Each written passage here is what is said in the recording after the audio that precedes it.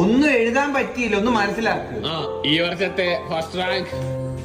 ഈ വർഷം ഫസ്റ്റ് ഇല്ലല്ലോ അഖിലേ, എന്തോ പറ്റി? ആ തമാശ കൊള്ളായിരുന്നു. എടാ തമാശയല്ല, നിനക്ക് 90 അശ്വിന് 92 ഉണ്ട്. അവനാ ഫസ്റ്റ്. ഞാൻ പറഞ്ഞില്ലയോ എനിക്ക് അതിലൊന്നും എഴുതാൻ പറ്റിയില്ല.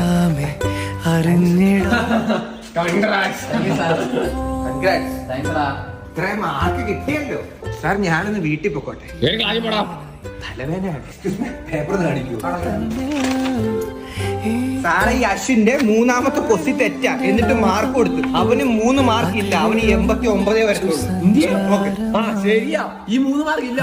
89. അയ്യോ, ഞാൻ ഈ 5ാമത്തെ ക്വസ്റ്റിന് മാർക്ക് ഇട്ടില്ലയോ? അപ്പൊ 5ാമത്തെ ക്വസ്റ്റിന് 5 മാർക്ക്, അപ്പൊ 94.